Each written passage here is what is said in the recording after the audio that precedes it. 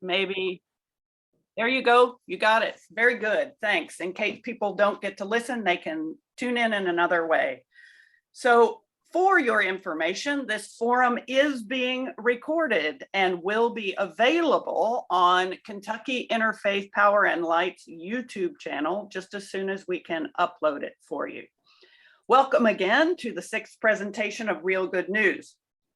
We started these quarterly Zoom meetings 2 years ago as a way to highlight the issues needed to assure the implementation of Louisville's clean energy resolution, which calls for 100% renewable energy community-wide by 2040 and 100% renewable energy powering Metro Louisville operations by 2030. Now, as all of you know, and why we have so many people gathered, is that this program is going to be a little bit different. We are extremely pleased to be hearing from 7 mayoral candidates, one of which will be elected and thus play a part in progressing our city toward this clean energy goal. I want to let you know, just so you're clear, that every mayoral candidate from both parties were invited if we found contact information for them anywhere, and we looked pretty hard. So those online tonight are simply those who accepted our invitation. We are an equal opportunity. Everyone had an invitation. That's what I want to say. I want to take a couple of minutes to recognize this evening's sponsors. Since the beginning, these events have been sponsored by or organized by my organization, Kentucky Interfaith Power and Light, and by the Renewable Energy Alliance of Louisville, also known as 100% Real, and by St. Paul United Methodist Church in the Highlands. Because of the importance of tonight's forum with the mayoral candidates, we have several co-sponsors who have lent their support to calling attention to this discussion. Just want to let you know who they are as well. The Kentucky Conservation Committee, the Kentuckians for the Commonwealth, the Kentucky Resources Council, Louisville's Climate Action Network, the Louisville Sustainability Council, and the Sierra Club. We thank all of them for sharing the value of a sustainable environment and the value of having all of Kentucky's people equitably empowered to both enjoy that environment and to use their voices to protect it and themselves and their children when it's necessary. You may also be hearing or not hearing, in this case, from Paul Westland, because he's the one who had his unfortunate power outage. So Tom is the one who let you in the waiting room, and hopefully, Tom, you can keep your eye on that in case people join late. So everyone, please remember when you speak to unmute yourselves, and when you are finished to mute yourselves so we don't get background noise. In addition, with so many attending tonight, we had a suggestion that you put your screen on speaker view so that you can hear who is speaking and maybe be able to be a bit more connected to the action, so to speak. One of the aims of these Real Good News events is to keep the clean energy goal at the top of the mind, not just for the mayoral administrations, but also for the members of the Metro Council, which make up the legislative branch in our city. So our next speaker is going to talk for a moment about the importance of that and how you can be a part of helping implement the renewable energy resolution. So I want to introduce Margaret Stewart with the Renewable Energy Alliance of Louisville. Margaret, you're up. Hello, everyone. I will just quickly summarize the 3 main goals, and Elisa had mentioned some of this already. The 3 main goals of the resolution that was passed by the Metro Council 2 years ago, actually in February of 2020. The first goal is 8 years from now, 2030, a goal of 100% clean electricity for all metro government operations. That's strictly for electricity is the first goal by 2030. By 2035, 100% clean energy, including both heating and cooling and transportation, that it would mean electrifying the vehicle fleet for the city government. All that for the city. That's leading with the city leading, showing us the way. And the final goal by 2040, 18 years from now, 100% clean energy community-wide, 18 years from now. It's ambitious, this set of goals, but realistic if we are determined. And the climate is changing now. It's incumbent upon us to change now if we wish to enjoy a livable planet in the future. Just want to mention some of the actions the city has already undertaken or is undertaking. First of all, we were very glad that Mayor Fisher immediately expressed his support for the resolution as soon as it was passed, immediately. The city has now appointed an energy manager, Zachary Tyler, who's done a great job in his first year. He's already saved the city $750,000 in energy conservation and efficiency measures. So, and he'll keep going, doing more of that. So we're very grateful for that energy manager. The city also has contracted with NREL, the National Renewable Energy Laboratory, and for guidance in suggesting what we can do here in Louisville. And one of the suggestions that they have made is that the city should investigate the possibility of municipalization, get my word untangled, of the grid. And the city is beginning to research that now. That actually will be the focus of our next Real Good News event in June. We have a date yet to be set for that, but tune in. Another city program that I found really exciting is called Solar Over Louisville. This is put on in partnership with the Louisville Sustainability Council. What this team for this has done is they have very carefully vetted to select a highly qualified solar installer. And this installer, for people who sign up for the Solar Over Louisville program, will do an analysis of anyone's home or possibly of some businesses or other entities to see if it's suitable for solar. The company, because it gets a bulk business load, can offer a 12 to 19% discounted rate for solar installations. And there will be limited solar fund grants for those who are eligible that you can apply for. This is available to residents of Jefferson County and surrounding counties. You can learn more about that and take advantage of the easy, no obligation registration on the website that Paul, whose energy is out, was going to post. But check out Solar Over Louisville, the Louisville, Kentucky government site, and you will find some very helpful information and a way to register if you're at all interested in solar on your property that you own. I want to mention that the Renewable Energy Alliance of Louisville, of which I'm a part, we encourage speakers at every Metro Council, and that speakers are allowed to give 3-minute address to the council. And the council meets roughly twice a month. We encourage any of you to join in by signing up to give a talk about the importance of dealing with this climate situation and the importance of renewable energy.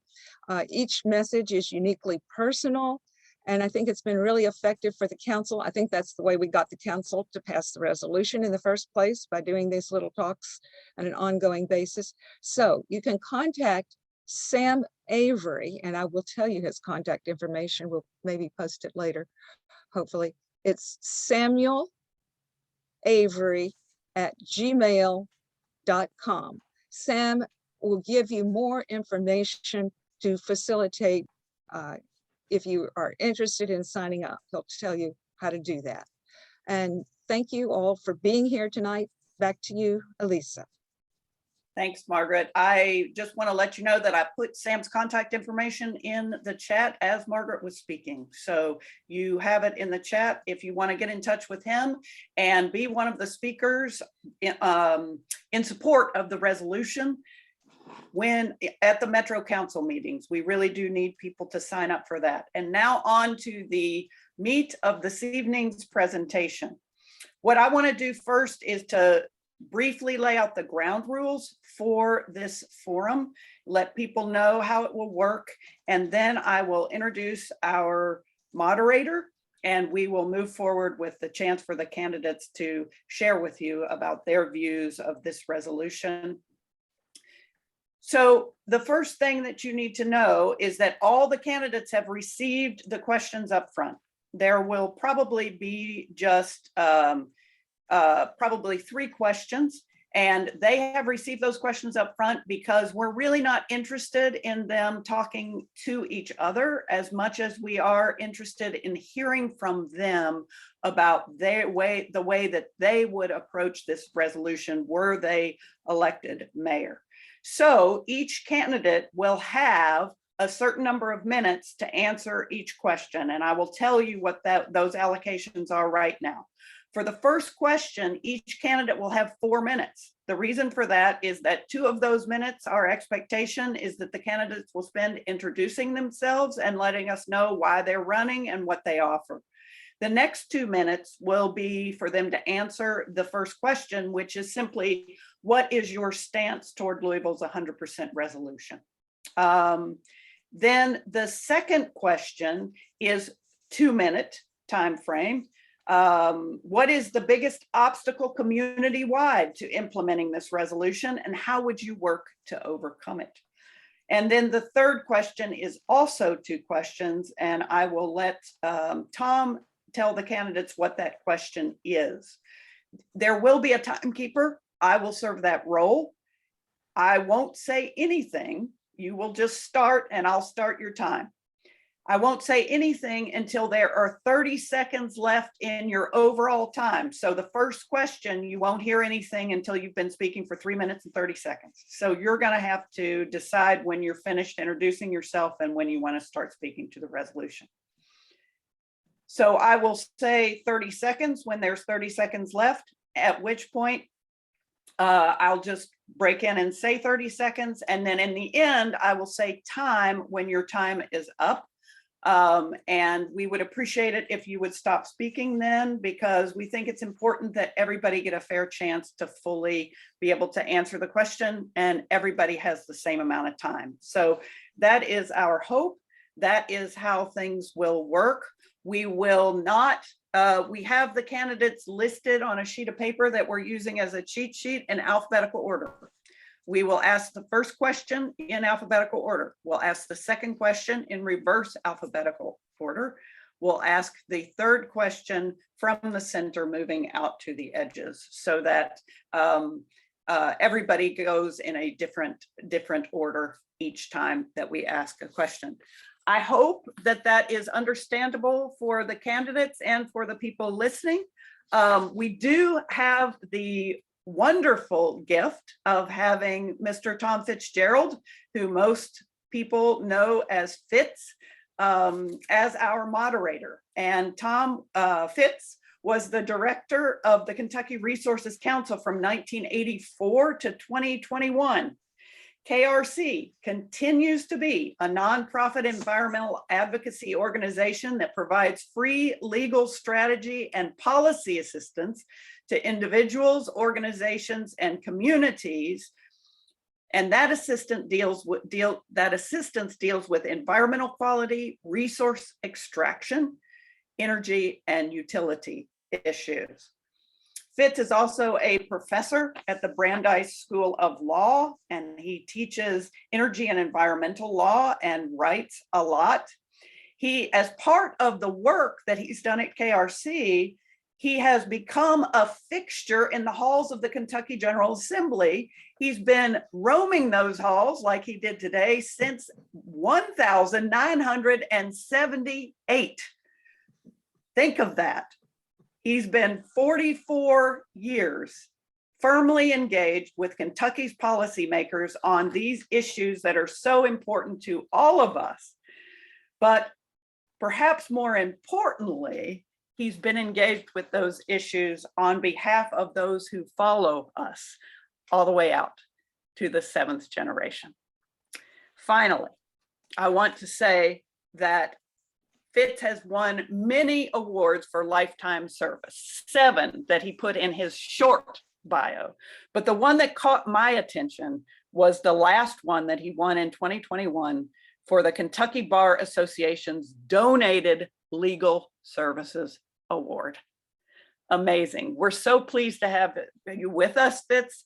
Thank you for agreeing to moderate this forum. And now it's all you, except for when I come in and say 30 seconds in time. All righty. Thank you very much. Thank you both to the candidates. As we mentioned before we began the program, all of us appreciate the time and the effort that you put into running for office. And we are a better community for your service. And we are very appreciative for your being here this evening. We know that your schedules are overloaded with obligations, and we are very appreciative. Let me thank you also to the scores of participants who are here. The number that I've got, including the candidates, is 96, which I think is a wonderful testament to the interest that the community has in these issues that were framed so eloquently in the 100% resolution. Without further ado, I'm going to go through. We'll do the first question with introductions and then your response to the questions which were provided previously to the candidates. And first we'll go to Bill Dourif, who is with us. Bill, I did see you there, and we'll just turn it over to you. It looks like Paul Westland has returned to with full power here. Thanks, Tom. Elise, the last time I saw you were at a prayer breakfast with your father up on stage. That was a fantastic. It's always great to have that once a year. And the last time I saw Tom was up in Frankfurt. We've many times have worked together on items on whether it's energy or conservation or recycling. Many times we're working together up there, and I always have a good time working with you, Tom. I appreciate it. Good to but see you. The best person on here is a person that has their glass of wine in the picture. I don't know. I think it's Phyllis. I lost her now, but before she was right here. But let me start by this. I am a mayor, and I'm an existing mayor that's been doing this for 12 years. So when we start talking about Louisville doing an energy audit 2 years ago, they're too many years behind. In 2012, J-Town did an energy audit of our city, and we started doing what needed to be done as soon as the audit was done. We paid to have things done to save money, but it also saved a lot of energy, anywhere from replacing the bulbs. Back then, when we did the audit, the interesting thing was the bulbs were fluorescent.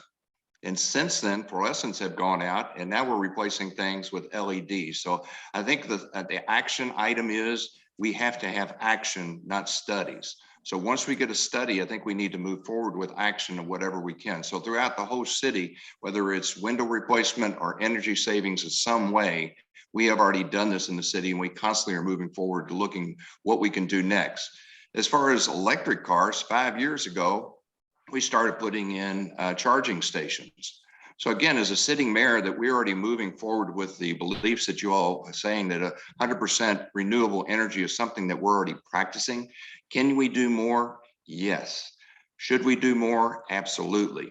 But we're already moving the needle now rather than keep studying what we need to do. And I think as the next mayor of Louisville, I think that's what we do. We move the needle, keep moving it, keep moving it.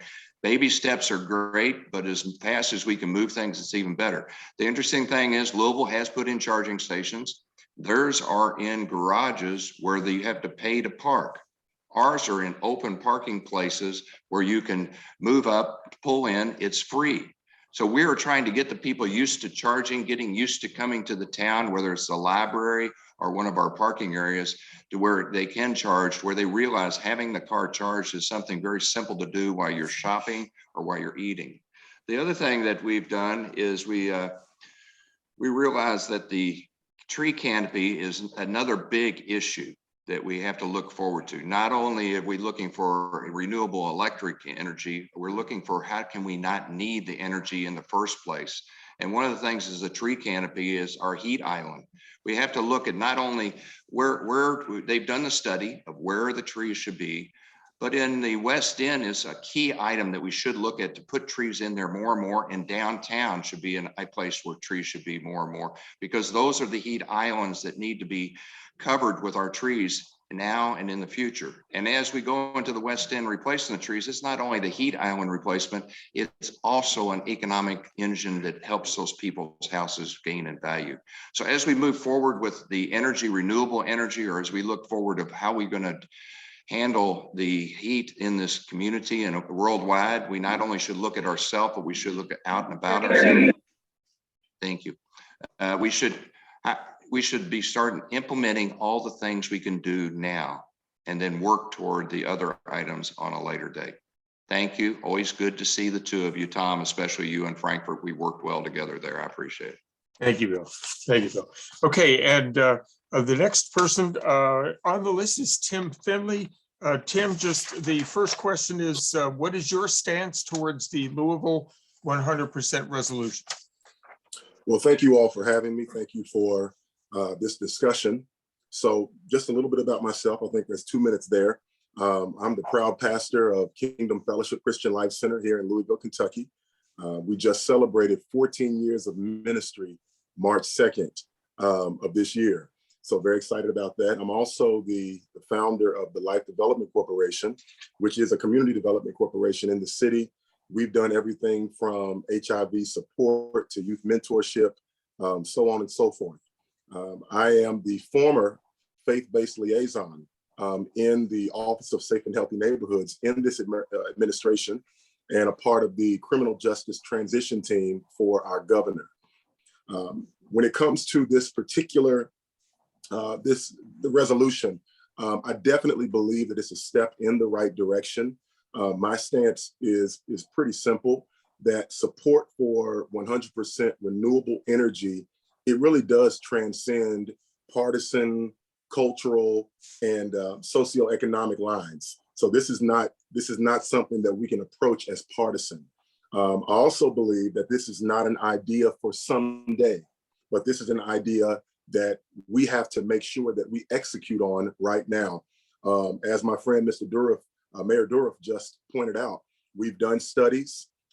We see the writing on the wall. We see this both globally, statewide, and locally. Right now, the issue, in my opinion, is not, it's not financial, but it is political. We have to have someone in office that makes this a priority. Why am I so passionate about this? I have a 20-year-old daughter.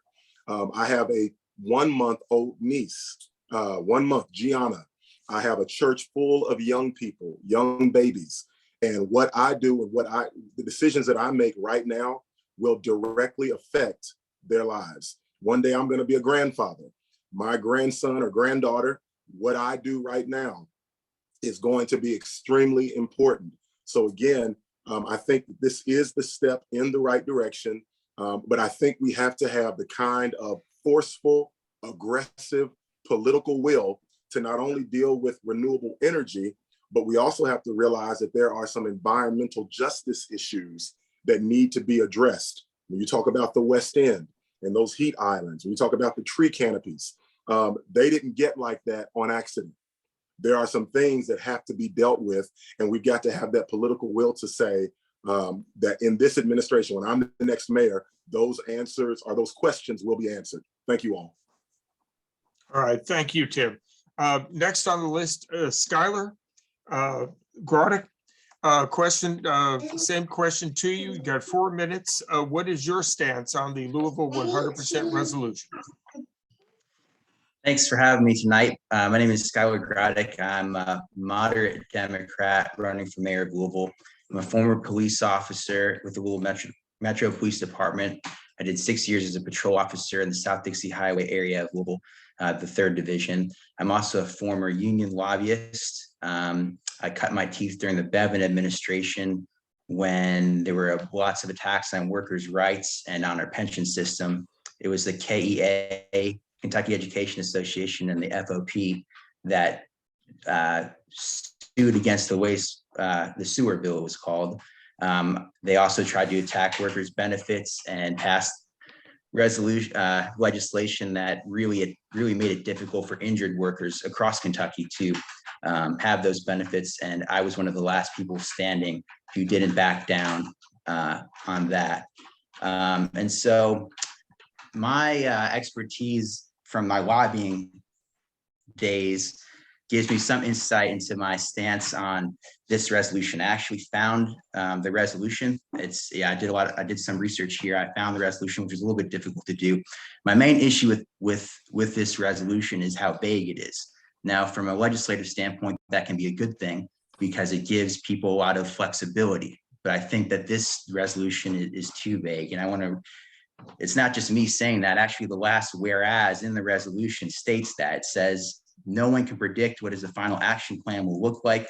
One possible scenario might include A, reducing demand through conservation energy efficiency policies and incentives. B, creating electricity with many installations of solar panels. C, creating storage for that electricity through batteries. It goes H, I, it goes all the way down. So my issue with this is kind of the lack of direction. I think it's a great idea. I think you need to have some priorities to get people to get together and focus on them. But I almost wonder if this is almost a little bit unrealistic. As a cop, I had to face a lot of hard truths. I'm not in the business of trying to promise things because I have an audience in front of me that is into the issue. I like to try to be as consistent as possible. So, for example, the municipalization issue comes up. My research on that is it's a way for the community to basically take ownership and control of a utility company. And that's usually done when you want to use the utility company for more political things like renewable energy, or if they're corrupt and you want to take control of them. But when it comes to the partial municipalization issue, from my work in Frankfurt, when we had different groups trying to take control of different boards, a lot of times you find the most powerful group trying to get 51% of the seats. And so you would appear to have more control than you did, but when the chips are down, you're going to see the exact same thing that you used to. And a lot of people are going to be disappointed. So it'd be good to have a lot stronger leadership from the mayor's office, from the community, to actually set some clear directions and goals so that we don't see, say, a partial municipalization that winds up disappointing everyone in the end. 30 seconds. I think I'll just say this. I think we're going to kind of have an LBJ, Great Society issue. Lyndon Baines Johnson, he got in trying to eliminate racial inequality and social injustice. Then he got hit with the Vietnam War. I think that a lot of Louisville, we're seeing the inability to hire police officers. We're seeing the inability to hire corrections officers. We saw our libraries and our swimming pools closed. I think we have to take a hard look at our priorities and realize that we have got a lot of work to do on many different issues. So I'd like to see more focus. Thank you. All right, so thank you. Next on the list, Craig Greenberg. I'll repeat the question. You've got 4 minutes. What is your stance on the Louisville 100% resolution? And take a couple of minutes to introduce yourself to the group. Sure. Thanks, Tom, and thanks everybody for joining us and being here this evening. My name is Craig Greenberg, and I'm great to be here today. I'm a proud JCPS grad. I'm the former CEO of 21C Museum Hotels. I'm a former U of L Board of Trustee member who advocated for significant reform at that university. And I'm running for mayor because I think we have big challenges in this city right now. And when I see big challenges, I also see big opportunities. And so I believe there's a unique moment in time right now where we as a community can come together to address those big challenges and move Louisville forward, make us a safer, stronger, healthier, cleaner city. I'm tired of complacency.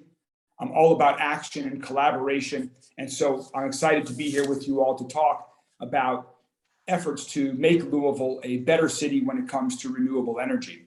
And I fully support the goals that the Metro Council put forward in their resolution. Not only do I support them, but as mayor, I would actually push to accelerate and beat the goals that were met, not just for us on the call tonight, but for our kids and for our grandkids. Because just like our public safety crisis that is plaguing our city right now, incremental improvement in my mind is not enough. Incremental improvement is not an option, and it's not of interest to me. We don't have any time to waste as we address some of these giant crises that our community is facing. We need real change now because climate change is real and it's rapidly changing our city, our country, and our world. You know, it's interesting as I've been going about the whole city campaigning, when I talk to most adults say that by far the number one issue facing this city is our violent crime crisis. We need to make the city safer. When I talk to kids, when I talk to high school students or middle school students or kids in college, they say the number one issue facing our city is climate change. And so I think we need to listen to them. We need to do both of these things along with many of the other issues facing our city right now. And I actually believe that we can change quickly. Just look at what happened over the past couple of years with the pandemic. So many of us changed so many habits virtually overnight. Just look at the past month or so. When Russia invaded Ukraine, our country changed the way that we bought energy. Other countries changed almost overnight. So like others have said, we don't need any more studies. It's time right for the action point. We can and must do more to make Louisville a cleaner city, a greener city, a healthier city. And now more than ever, as mayor, I'm committed to a whole new way of doing things, a whole new set of goals and expectations, a whole new set of accountability. If I wasn't looking for big change, I wouldn't be running. I think all of us on this call, everyone in our city owes it to not just our own families, but to everyone's families in Louisville, to our city, to our country, to really do everything possible to make meaningful change, to make Louisville a cleaner city, 30 seconds. use more renewable energy. So I'm a proud supporter of this resolution, and I look forward to even beating the goals that are currently in there. All right, thank you very much. Next on the list, Shortrell Hall. Let me repeat the question. Introduce yourself. You had 4 minutes. And what is your stance on the Louisville 100% resolution? Thank you, Tom, and thank you to the Real for having us. Thank you to everybody on the call. It's good to see, as he said, 96 or so in attendance. That's amazing for the turnout that we have, the community and people actually looking to be involved. As he said, I am Shortrell Hall. I am a son of Louisville, first and foremost, before I became a husband, before I became a father of 4 beautiful children, the city that developed me and made me in my upbringing. I'm from the west end and south end of Louisville, where my basketball skills and talents of that was given to me that I worked on awarded me to go to the manual high schools along with my education, which then awarded me Spalding University and Bellarmine University. Go Knights. I know everybody saw what happened in the ASUN championship and where we are in the city. So unfortunate, but rules are rules, right? There's things in place and we have to follow those. I've then played professionally overseas for 7 years, traveling the world, playing in places like China, Germany, Belgium, Holland, London, Mexico. So I've been around, I've studied a lot, observed a lot, had a lot of conversations with different cultures and groups. But then it became time for me, I needed to come home. It was too much going on in the city, too many deaths, too much segregation, too many sides, too many separation. It was an issue. And so I had to ask myself, what am I doing? So I came home and I was fortunate enough to have a job at the Exposition Center where I took over as one of the directors of sports, and I was an intricate piece in signing one of the largest youth basketball tournament deals in the country and the state in the country as well. It was a 5-year, $40.5 million economic impact. And it's the largest youth basketball tournament under one roof, 80 basketball courts with over 2,000 teams. And that's still going on now. There was a 5-year deal and a move into a 10-year deal at this point. So creating the workforce development, which also awarded me opportunities to sit a part of the MBA to Louisville project, where I have the documents on that and different meetings that I've been in and working in behind the scenes in regards to that. And also awarded me an opportunity to then get into the community, where I'm now a minister at Quinn Chapel, AME on 19th and Muhammad Ali in the West End, while also being an entrepreneur and having my hand in a nonprofit called Get Better Every Day, focused on working with the youth. So that's a little bit about who I am. My platform while I'm running for mayor is simple. It's restoration. I believe we need restoring in this city of trust, order, and belief, right? The safety that we need from the police officer shortage. We need to encourage and motivate and inspire one another, because it's us in the city that have to step up into these positions. And so that trust has to be there, right? The order of understanding the law, understanding how that works and how the Constitution and what is, we lack so much and we perish for knowledge, as the Bible says, because we simply don't know. So we will perish, and we don't know the laws and rules and regulations a lot of times. And then we have belief, right? The belief that we have. Everybody talked about, taking the action. But faith must be accompanied by action. So you have to believe, but then you have to act. You got to put them together. And so we're at a point where everyone collectively is fed up and tired and ready for the betterment of. And we know it all boils down to leadership. So that's what I'm running for, why I'm running for mayor at this time and place, and that's who I am. Now, in regards to my research of looking up of the Louisville resolution for 100% renewable energy and talking to different people who do solar energy and different energy companies and experts, because it's not my expertise. But I do believe that where we are, we have to come in, and all the things that we talked about and things put in motion that we're moving in this direction, we do need to take action, as everybody else says. The next mayor has to come in, and if I'm that mayor, we will sit down, we will vet through, but we will move with acceleration, as Craig Greenberg said. We need to get the ball moving and stop just talking and meeting and get a lot of action done. And it takes everyone collectively. Thank you. All right, thank you, Shotra. Next on the list, Philip Molestina. Go ahead and take it away. Let me, and what I'll do for the next question is I'll just read it one time, but just for consistency, what is your stance towards Louisville's 100% resolution? And if you would spend a couple of minutes of that time, 4 minutes, telling us about yourself. Well, thank you again, Tom, and everybody for being here today, for joining with us. I think this topic is very important, obviously, to talk about in this election.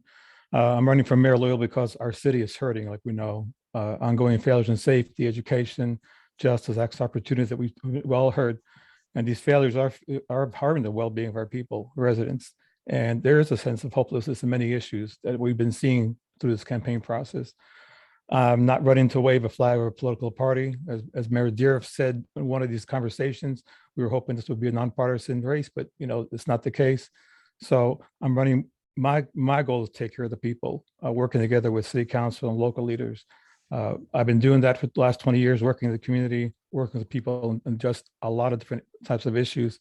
And this is the time for our city to come together and get the work done now. And this issue that we're talking about today, obviously, it's important that we go ahead and have the, this resolution is something that's important for our city. I think the goal that we have of meeting that is important. But we do also need to see is that our city, as we've seen even through the documents that they sent us and that we talked about, is do a better job of what we have. Obviously starts with that. Like Mr. Greenberg was saying, and Mr. Deere was saying, and other ones, we can start doing a lot of that work right now. We know that what the goal is of the resolution and all this here, but I think the city can do it and is doing a lot of changes at this time of the year. So though I support the resolution in the sense of the fact that we do need to have something better to happen with the cause of having a change from the energy that we use. At the same time, my concern has something to do with where we are. It's something to do with like what Skylar said earlier, looking at the fact that the resolution and the positions and decisions that have to be made. You have to look at the process that we have, even though the number of years that are on paper seem like a long time. To me, as you start looking at these issues, the technology that is there is still not where it needs to be at. I know what that doesn't mean that we don't stop working toward that direction. But like Mr. Deere said a while ago, we also take into place the type of things like Mr. Finley said too, that looking at other ways also to get our energy reduced in other aspects also. My overall concern with this here is, like I said again, is that, and I think the other questions we're going to talk to about will give us more detail, is that heading in this goal in this direction is paramount to doing that for our children, for our generations. We want to have a world that's cleaner, it's better in all regards. However, we also, as a city, want to balanced in approach, as one of the candidates mentioned too, what the priorities are. We want to make this a priority, but we do have a limited budget. We do have limited resources that we have to also balance into things that are also in this time and age in our city a priority. So I think that's important to do that. And also, in the consideration of all this here too, we want to be a city that's also welcoming to business. And what I'm saying by that is the concern with over-regulation, the concern of things that may keep businesses away from us sometimes, when we have to be careful in the approach that we have and what we want to walk into. So on the overall premise of the resolution, I believe strongly in its value and in where it goes to. I do have 30 concerns with seconds. some of the things that are there, but I think as the questions that we'll be talking about here in a moment will allow us to talk about that a little bit more. Thank you. Wonderful, thank you. And last but certainly not least, Shamika Parrish-Wright. You have 4 minutes. If you would address your stance towards the Louisville's 100% resolution, and before you do, spend a couple of minutes introducing yourself too. We now have 106 participants this evening who are hanging out together because they want to hear what each of you has to say. So thank you again for being here. Shamika. Thank you, Tom, and thank you everyone in attendance and all of the organizers of this event. I am excited to be here because I believe in taking action, and you all, as well as many studies, has already done a lot of the homework. And so we that are coming in, and let's be clear, none of us have been mayor of Louisville and Jefferson County before. So we all have to come in, but I want to be clear that climate change and sustainable redevelopment will always be a priority, because when I pass out my handout cards, they say public health and wellness, they say government accountability, community safety, affordable housing, and economic development. But the reality is, if we don't reduce greenhouse gases, if we don't eliminate them entirely and do everything we can, the health and viability of human life in Louisville will continue to decline. And I want to make it personal, because that personal motivates people to do more. I was not born here. I moved here at 25 like every other person. I'm a transplant in Louisville. Moved here at 25 with hopes and dreams and had 3 kids here. The 3 kids I had in Ohio had no issues with health, no birth issues or anything. The 3 kids I had in Louisville, as I lived in Louisville's West End, all had respiratory issues, all continue to have issues. And now I have grandkids that are dealing with respiratory issues, severe allergies, as well as ectodermal, things that I did not see in any other babies that I dealt with in Cincinnati. So I know that it's real. So our actions must match our words. The work that you all are doing is so important to keep us accountable and to have priorities that are essential to our future, to humanity. I am endorsed by Sunrise Louisville because I've talked about my environmental plans with young people who are fighting to make sure that they have a decent place to survive and thrive. We need yearly goals with quarterly check-ins. So I believe the method that you all have set up is something that I will support as mayor, to make sure that we have accountability throughout my term. We can't wait to 2040. We can't wait to 2030, and we can't wait to 2050. We have to do something, and we have to have it measurable. And so when we talk about sustainable redevelopment, I've been in meetings like that for many years, almost 20 years ago, in those meetings and talking about what we can do.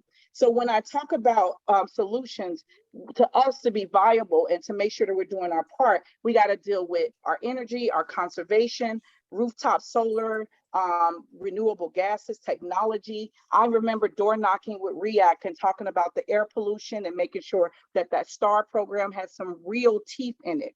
So I would leave you with this. Vegetation and trees, as been discussed, is important. Hikes Point and St. Matthews has a lot of asphalt on the ground, and so they also have an issue with heat islands. We can work to reduce those. There's a big issue with flood water and the retention and reducing surfaces around Beargrass Creek. Watershed, West End neighborhoods are dealing with that around South Fork and Newburgh, Smoketown. Every area is dealing with some type of floodplain issue that we need to deal with as well. Use existing government-owned land to convert transit hubs. Transportation is a problem in our city. We have issues with LG&E on how it was set up, and so we need to deal with that, as well as shade seating, auditing our government to make sure that we're meeting our goals 30 seconds. as metro government. And so all of these things are tied to making sure we do what's needed. 100% renewable calls for creation of new assets. As your new mayor, I plan to make sure that that is a reality. Thank you. Thank you. All right, we're going to move to our, first, let me thank everybody for staying on task in terms of being within your, the tight time frame given to you. I am constitutionally incapable of doing that, which is why they gave me a script to read from tonight. So I have an excuse. I was born and was vaccinated with a phonograph needle instead of a hypodermic. And ever since then, I've been talking too much. So let's go to the second question. I'm going to start, Shamika, with you, and then we're going to head backwards alphabetically. The question is, and it's a 2-minute question, who do you view as the essential partners, both in and out of city government, in order to be successful in terms of moving towards the 100% resolution?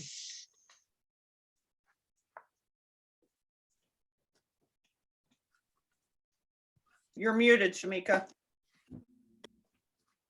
Oh, see, thank you. If the energy manager situation is working out, I believe in supporting that position, but they have to know who to talk to, who we should be dealing with. Definitely small business, large businesses. JCPS owns quite a bit of land.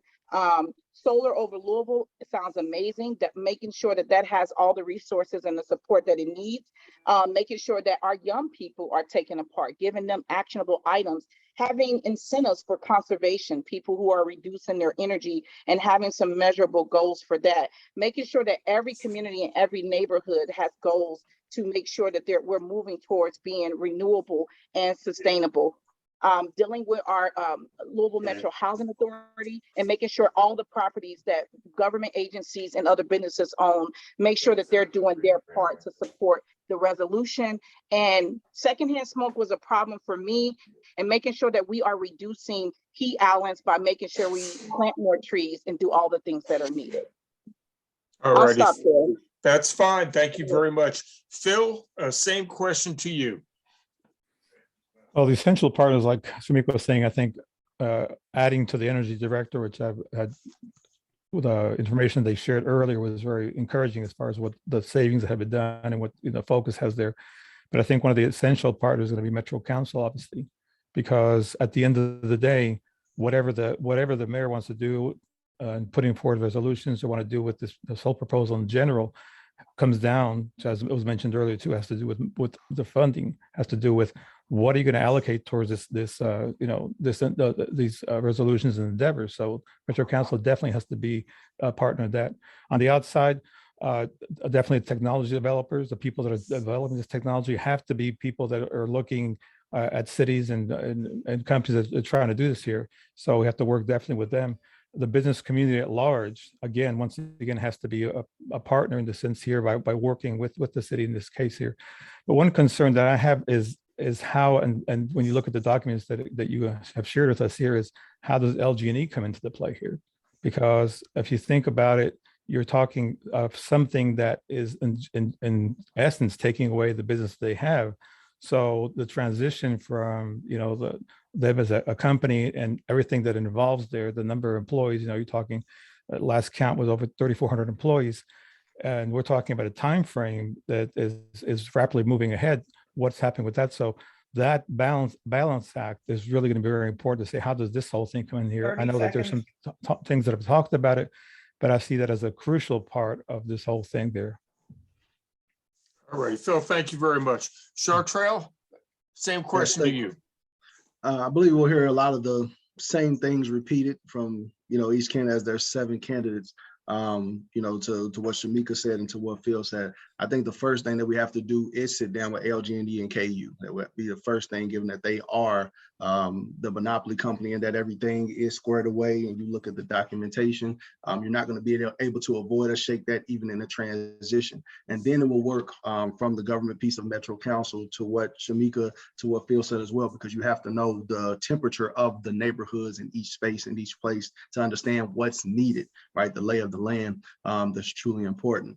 Then also from there, you have to go into other of the energy corporations, not necessarily partnering with them, and not necessarily having to do consultation, but there is ways of just having conversation from others that know in the way that it worked, right? It's worked in Oregon, it's worked in Washington, it's worked in South Dakota, it's worked in Colorado. We know it's worked in these places. So we need to see how it's going to work in Louisville, even with the studies and the homework, how we can start to chop away at the bit, because it is unique here, I would say, per se, with LG&E and with KU.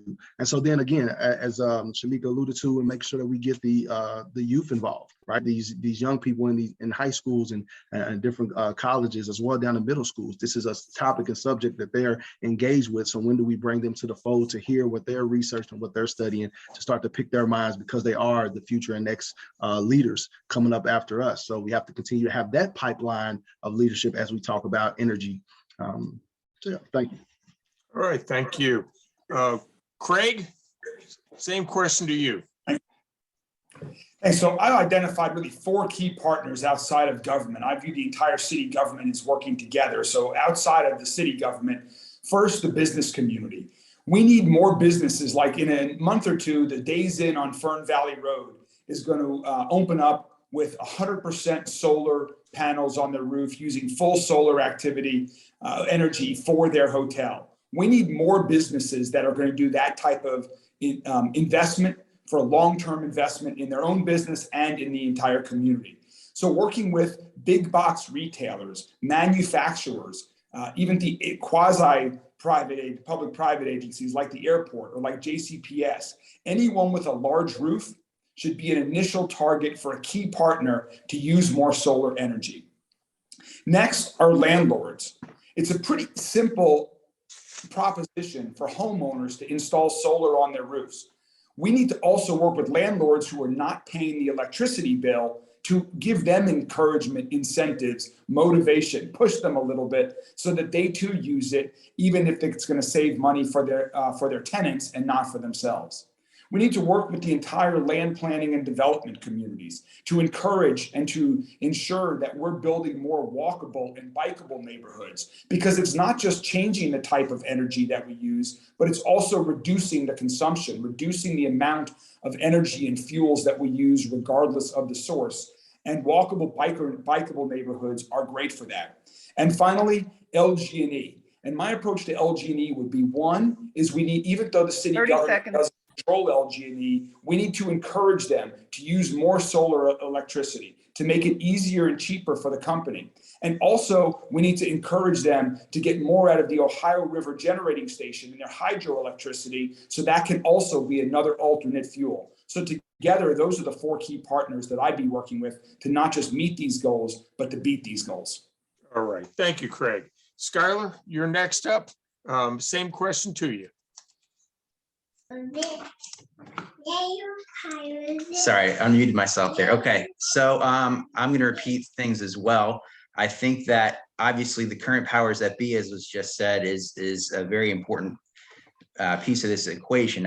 From LG&E and other electric companies, remember a few years ago when solar was up to give citizens the ability to use solar, that was actually blocked by the powers that be in those industries from the state level in Frankfurt. But from my experience as a lobbyist, I and my team were able to get a lot done by figuring out what works for everyone. And so I do believe that everyone can win, and not everyone, while still allowing not anyone to lose. And I was successful at doing that in Frankfurt. And if you can find what benefits everyone, we can definitely move towards bringing those partners in who might initially be opposition, but getting to a place where we can all agree. I think that's very possible. I think the federal government is a huge part of this as well. You know, at the end of the day, you know, I could have solar panels on my house, but when I go every week and I've got a mound of stuff in my recycling bin that won't disappear and be biodegradable in the earth, that's a huge problem as well. If Louisville goes 100%, then, you know, that might make us feel good, but that might not put a big dent in what the overall problem 30 is, which seconds. we all agree on is climate change. So the federal government has to be a partner in that and introducing technologies that will benefit all of America. And then the members of the community themselves, it's going to be very difficult to convince the average person that when gas is $4 a gallon, you're spending a lot of money.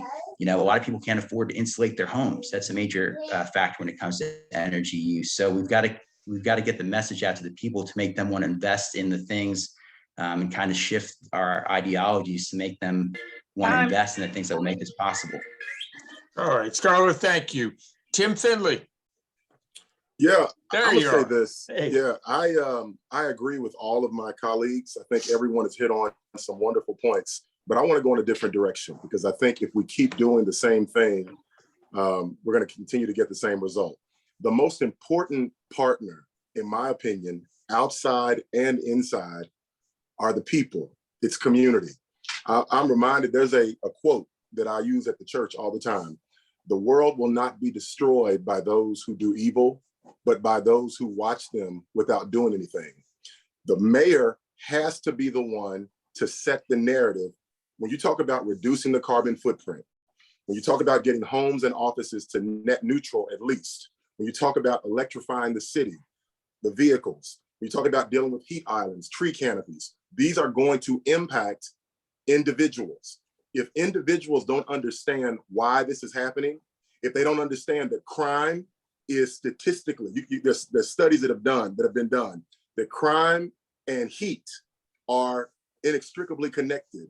When you're not creating that narrative and people seeing that this is an imminent issue, no one's going to care. Many Louisvillians and Americans, for that matter, view climate change as a distant problem. So we can come together, we can put together all kinds of plans, and we need to do that. We got to deal with big box stores. We've got to deal with LG&E and the privatization, all of that.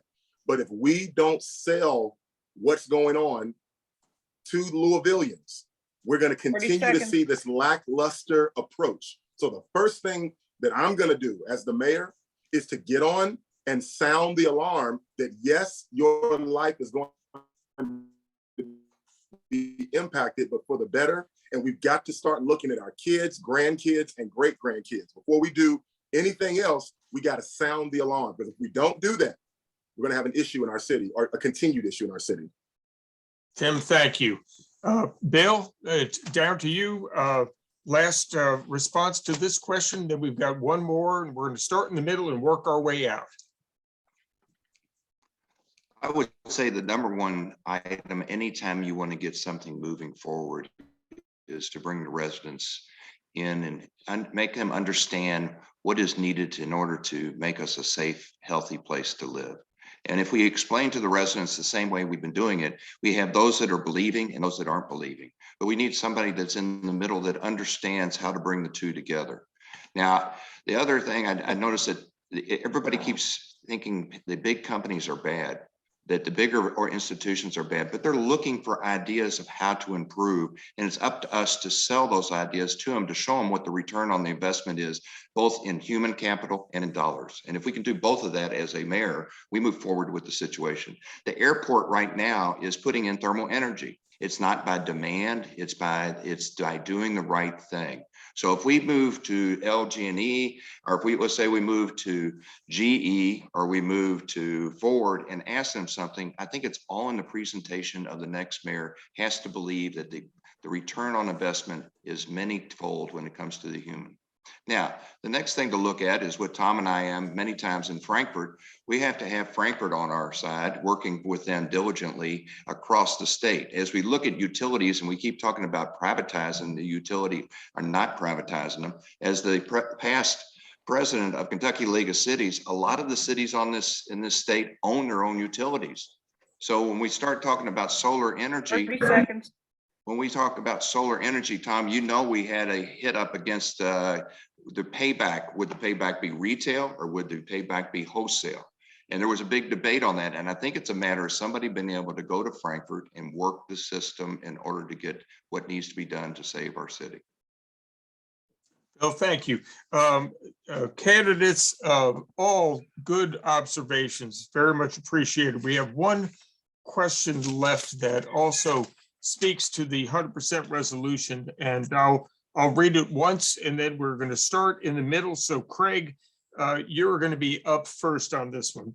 The question is, what are the biggest obstacles that you see community-wide in implementing the 100% resolution, and what would your strategies be to address and overcome that obstacle or those obstacles?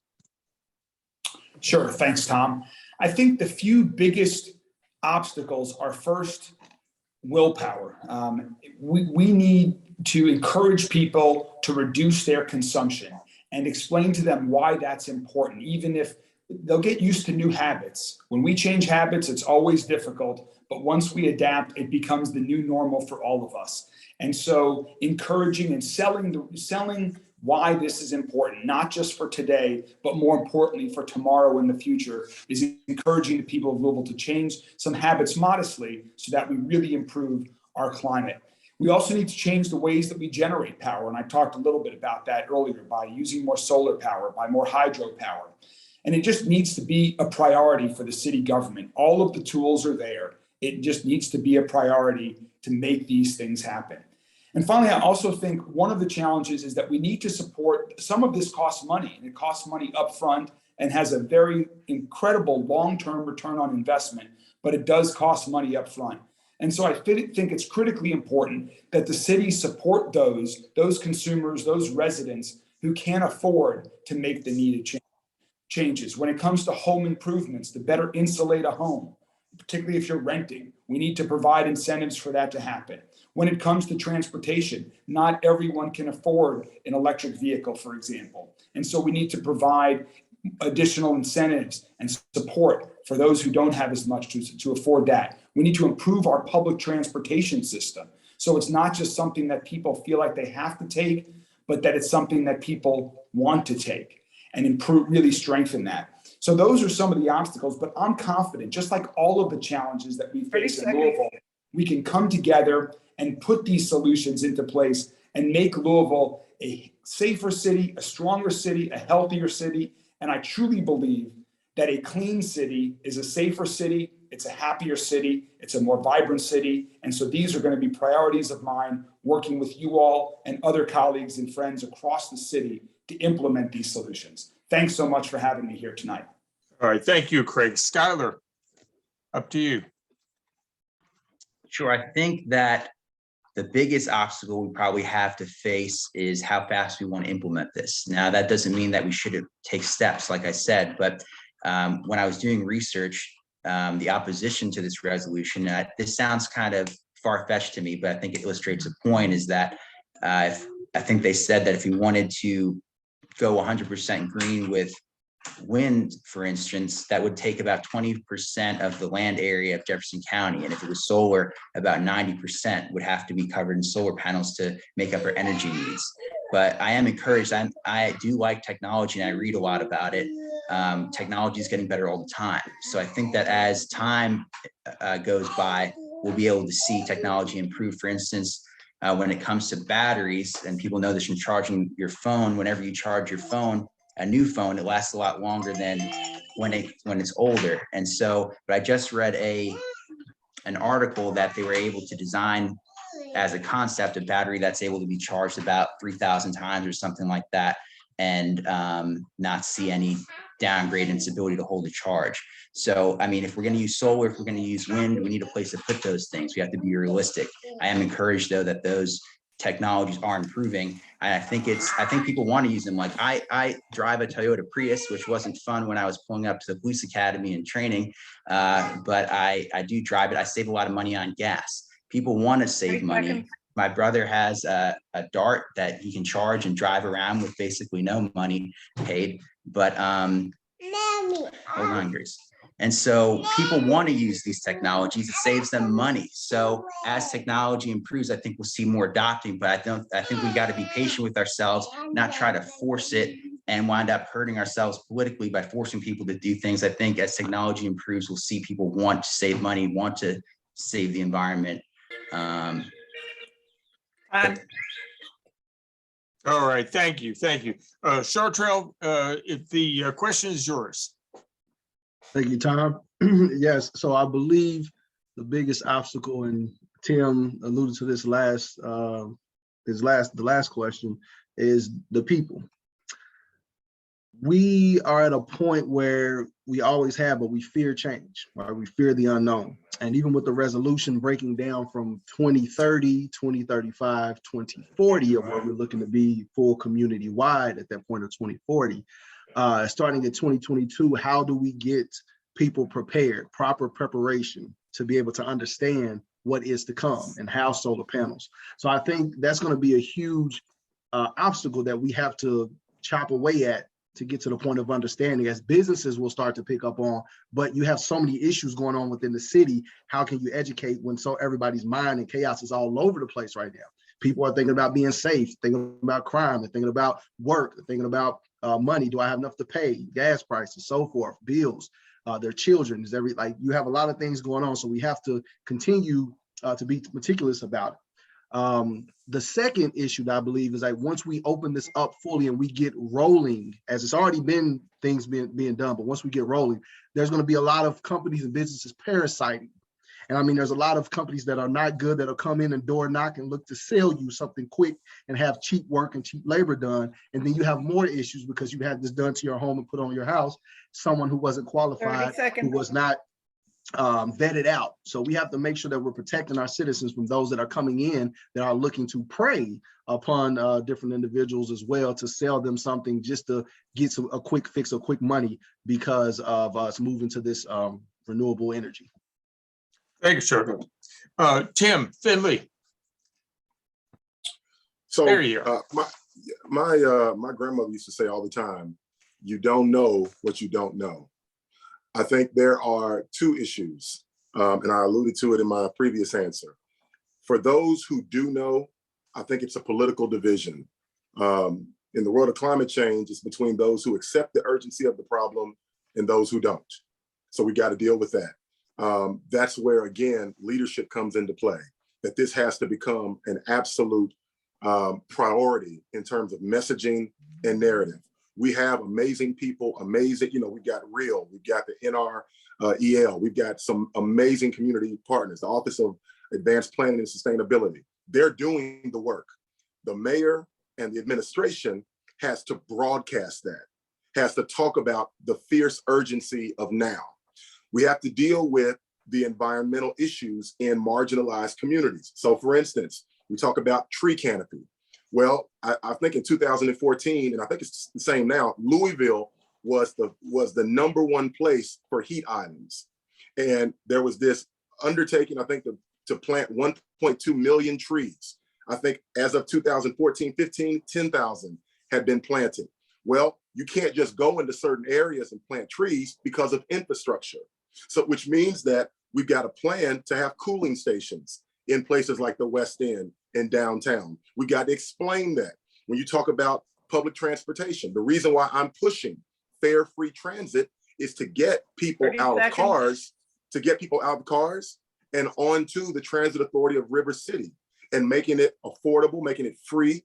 Because again, you're not going to reduce the carbon footprint if we don't get a handle on the car issue in Louisville and all of the paved areas. These are things that, to be honest, all my colleagues have had brilliant answers. I agree with all of it, but we have to become more transparent. We have to be better communicators. We have to use the bully pulpit that we have and say, this is what's going on. Sorry. Great, thank you. Thank you. Phil, question is yours. I think the biggest obstacle that I see in this whole thing, all the points that have been talked about are great, but I think that the biggest obstacle I see is that the two issues that we're talking about that would resolve this, which is solar and the wind, they're not, like I was mentioning a while ago, what it takes to make those work is still not there. So I think what we're saying is we all agree we need to do something different, but the things that we have to work with are just a long time away from where they need to be at. So even though I agree with what I said about we as mayor has to be out there and try to sell this here, how can you sell something that you're still not developed, something that still is not, the dependence on it is still not there? And here comes the touchy issue. We don't talk about some of the things that maybe would work because we don't want to touch those. We don't want to touch, the option of having energy from a nuclear perspective or from hydrogen that do work, happens in other countries overseas. And so then what do? You have this resolution, you want to meet these goals, you want to be able to do something to eliminate the way that we produce energy right now. But at the end of the day, it comes down to dependence. What is dependable? And until you have something dependable, it's going to be a hard sell for that to happen. So what the question is, how do we overcome that? Well, as we've seen with our country in the past, when we wanted to put a man on the moon, the country and technology can move ahead at a lightning speed when there is a pressure to do that. And that comes, like someone mentioned a while ago, from the federal government. It comes from the mayors too. But it's the perspective is that the dependence part of it and what we have in our hands is a big obstacle, and we have to work towards that, but also consider that there are other options to look at. Thank you. All right, Phil, thank you very much. Bill, same question to you. What are the obstacles that you see and how do we overcome them? Thanks, Tom. I appreciate it. And I appreciate everybody being on the call tonight, listening to what we have to say, because unified together is where we move the needle. Separately, we don't. As we look to the future, the number one thing that has moved the needle of late is technology, and technology will help us move the needle even faster, farther as we go into the future. Technology has brought us the car that will go farther than 50 miles. Technology has brought us the energy that we can get to us on a solar panels. I remember the original solar panels, they would hardly produce anything compared to the solar panels we have now. But the key thing we need to do as a group is teach, not preach. Because when you start preaching to other people, they will not join the force, they will fight you in the force. And we need everybody on board in order to move what we need to do in the future. So if we start teaching rather than preaching, and we look at where we're 80% agreeable on and move forward with that 80% and work on the 20% in order to get that done. In Louisville, we have several examples what we can do right now. And as I said, as mayor of J-Town, we're already doing many of them. But as the past president, the board chair of KIPTA, and on the board now, KIPTA has grants for electric buses that we have downtown. They have more grants for electric buses that we should be able to reach out and grab and use those buses on an all-time basis. That's something that's there. That's something I know how to bring to the table. That's something that we should be doing. LG&E, the crazy thing about LG&E on your street lights, they charge everybody extra. Like the city of J-Town has numerous streetlights that we have out there. If we want to change them to LED, they're going to charge us extra, but yet they're saving on the money. We need to sit down with them and explain to them the ROI they're going to get when they come to the table and we all work together. Thank you all for being here. This has been great. Tom and Elise, I'll see you at the prayer breakfast this year. All right, Bill, thank you very much. Shamika, I am very jealous with the fact that you get the last word, because I have never in all of the 39 years around here ever got the last word when it comes to any discussion or argument. Being married to someone who used to wear a black robe doesn't make things any better. So the last word on the obstacles that we face is yours. Thank you, Tom. I appreciate that. It's so much to share. I do encourage people to go to shamikaparishwright.com, where I outline some of those things that we've been discussing here. To ensure Louisville has a right to determine its own energy future is all of our goal. And our next mayor has to be on board with that. We've all discussed that LG&E is an issue, and I'm willing to talk to the community, work with the community, bring them to the table, but LG&E has a serious hold on our city. We might have to go without LG&E to let them lose some money, to understand we mean business when we're talking about saving energy. My husband and I met with some people to do the solar power, and it was $70,000 that we got approved for, but we needed another $20,000. So accessibility, affordable incentives has to happen. TARC has to be an incentive to catch it. If the routes are not good, our disability folks are having trouble getting their rides on time, that is a problem.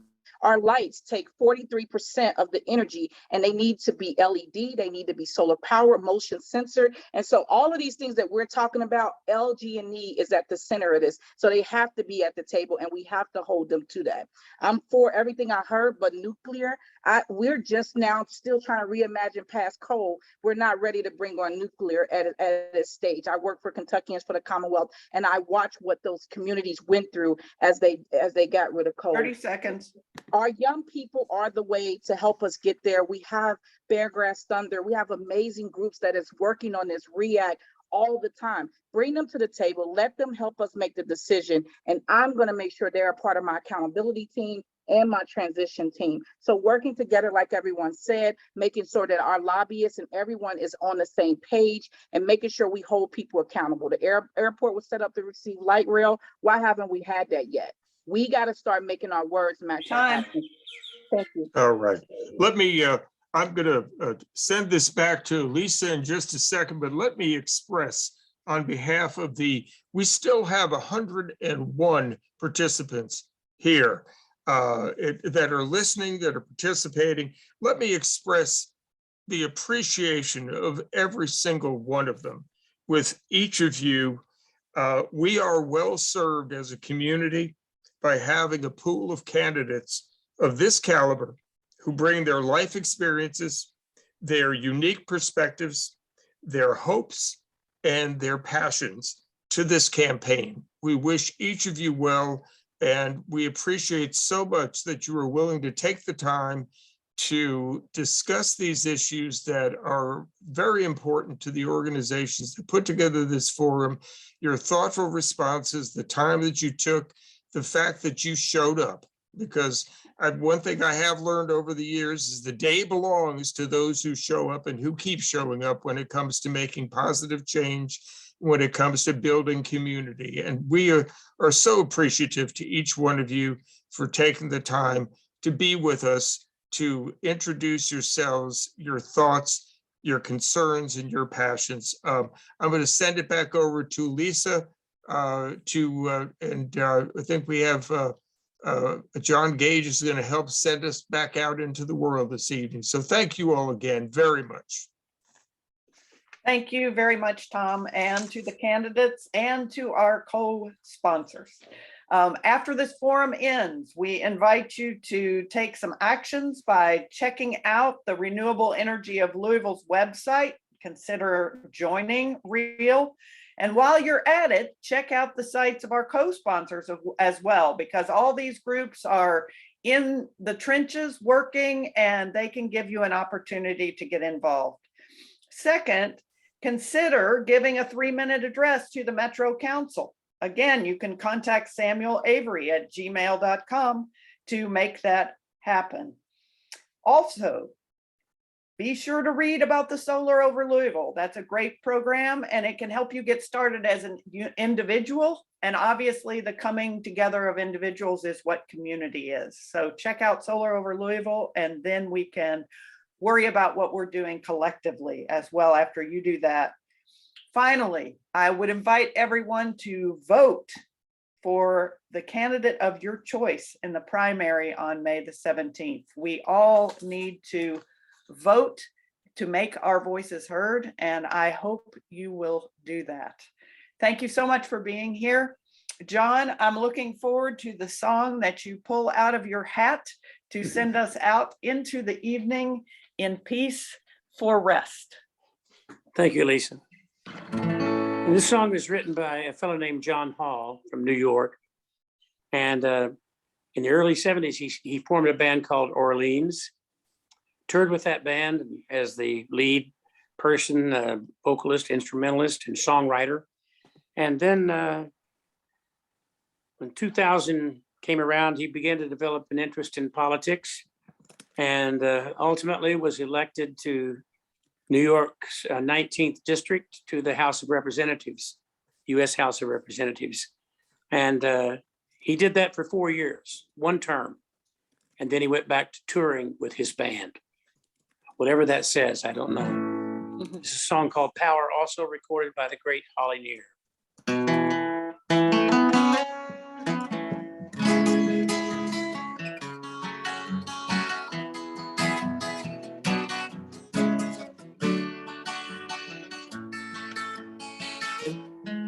Give me the warm power of the sun, the steady flow of a waterfall, the spirit of living things as they return to clay. Give me the restless power of the wind, the comforting glow of a wood fire.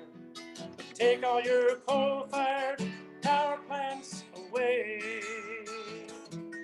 Everybody needs some power, I'm told, to shield them from the darkness and the cold. Some may seek a way to gain control when it's bought and sold.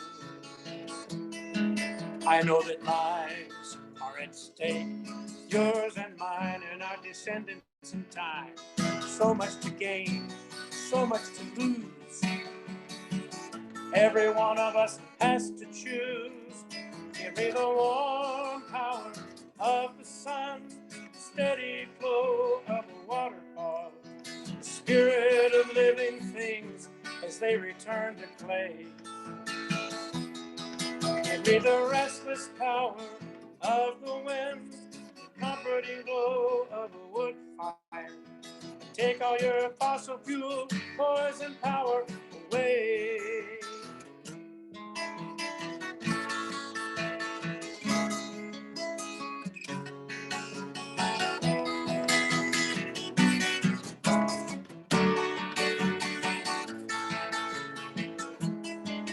I know that lives are at stake, yours and mine, our descendants in time. So much to gain, so much to lose. Every one of us has to choose. Give me the warm power of the sun, the steady flow of a waterfall, the spirit of living things as they return to play.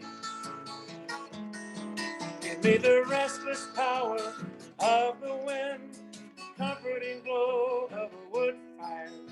But take all your coal-fired power plants away. Take all your fossil fuel poison power away.